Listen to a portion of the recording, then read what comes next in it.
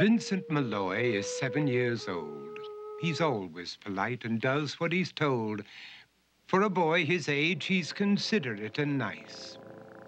But he wants to be just like Vincent Price.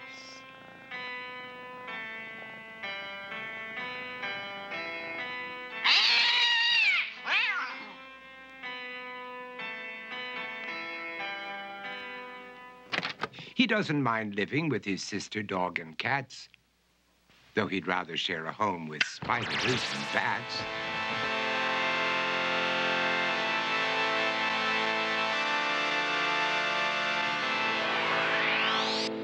There he could reflect on the horrors he's invented and wander dark hallways alone and tormented.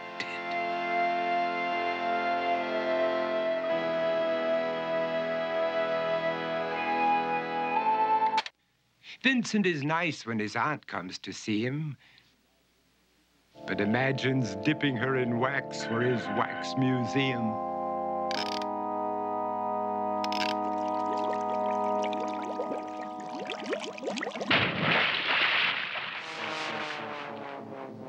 He likes to experiment on his dog, Abercrombie, in the hopes of creating a horrible zombie. So he and his horrible zombie dog could go searching for victims in the London fog. His thoughts, though, aren't only of ghoulish crime. He likes to paint and read to pass some of the time. While other kids read books like Go, Jane, Go, Vincent's favorite author is Edgar Allan Poe.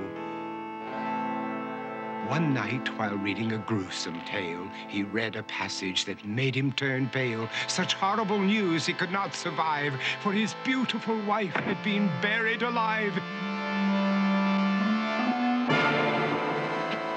He dug out her grave to make sure she was dead, unaware that her grave was his mother's flower bed. His mother sent Vincent off to his room. He knew he'd been banished to the Tower of Doom, where he was sentenced to spend the rest of his life alone with the portrait of his beautiful wife. While alone and insane, encased in his tomb, Vincent's mother burst suddenly into the room. She said, "If you want to, you can go out and play. It's sunny outside and a beautiful day."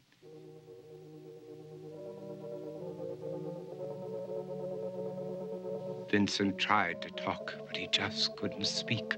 The years of isolation had made him quite weak. So he took out some paper and scrawled with a pen, "I am possessed by this house and can never leave it again." His mother said, "You're not possessed and you're not almost dead.